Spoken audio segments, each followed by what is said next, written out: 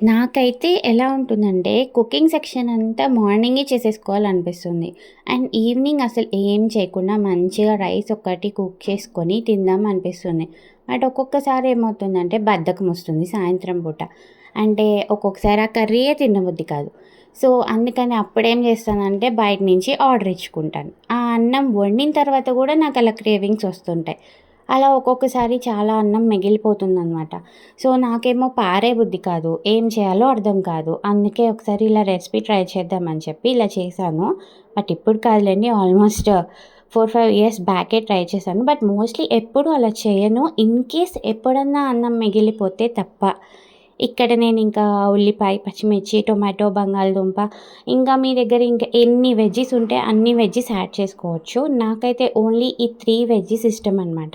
అందులో ముందు potato add చేస్తే అసలు దాని టేస్టే చాలా బావుంటుంది. సో, అందుకని చెప్పేసి నేనైతే ఇలా మంచిగా కట్ చేసుకొని ఆయిల్‌లో వేసేసి కుక్ చేస్తున్నాను.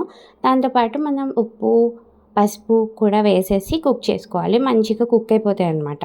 ఇవి కొంచెం కుక్ అయిన తర్వాత అల్లం వెల్లుల్లి పేస్ట్ ఉంటే గనుక బిర్యానీ మసాలా లేదంటే చికెన్ మసాలా ఇవి ఏదైనా యాడ్ చేసుకోవచ్చు. యాడ్ చేయకపోయినా బానే ఉంటుంది. లేదంటే గనుక కొంచెం ఒక లవంగం లేదంటే ఒక చిన్న చెక్క ముక్క యాడ్ చేసినా కానీ చాలా టేస్టీగా ఉంటుంది. సో, నేనైతే ఈసారి కొంచెం పలావ్ లాగే టేస్ట్ చేద్దాం అని చెప్పేసి ఇంకా ఉన్న మసాలాలుంటే అవి యాడ్ చేశాననమాట. ఎక్కువ ఏం లేవండి. జస్ట్ ఒక బిర్యానీ మసాలా ఒకటే యాడ్ చేశాననమాట. ఇంకా దాంతో పాటు ఎలాగో మా ఇంట్లో పుదీనా చెట్టు ఉందనమాట. సో, మన ఇంట్లోదే కదా! అందుకని ఒక 4 రెబ్బలు అండ్ కొంచెం కొత్తిమీర ఉంది. అవి కూడా యాడ్ చేసేసాను.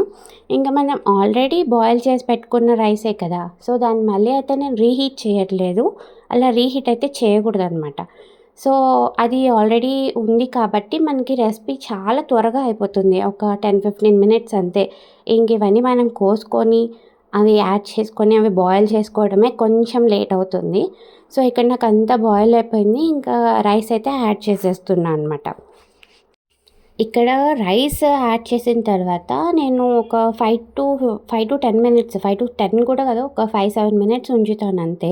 అంటే కొంచెం రైస్ వేడవుతుంది కదా అనేసనమాట. అండ్ సో దట్ మనకి ఇప్పుడు ఇక్కడ సాల్ట్ సరిపోకపోతే సాల్ట్ కూడా యాడ్ చేసేసుకోండి. చాలా బావుంటుంది రెసిపీ అయితే. ఎప్పుడన్నా అన్నం మిగిలితే ట్రై చేసుకోండి. లేదంటే వండిన అన్నంతో కూడా బావుంటుంది. ఎలా అయినా ట్రై చేసుకోవచ్చు. ఇక్కడ నా రెసిపీ అయితే అయిపోయిందనమాట. కొంచెం సాల్ట్ అయితే సరిపోలేదు, యాడ్ చేసేసుకున్నా. ఇంక దీన్ని మంచిగా సర్వింగ్ బౌల్‌లో తీసుకొని వేడి వేడిగా తింటుంటే పొద్దున్నే చాలా బావుంటుంది. మీరు కూడా ఒకసారి ఈ రెసిపీ ట్రై చేసి ఎలా వచ్చిందో కామెంట్ చేసేయండి.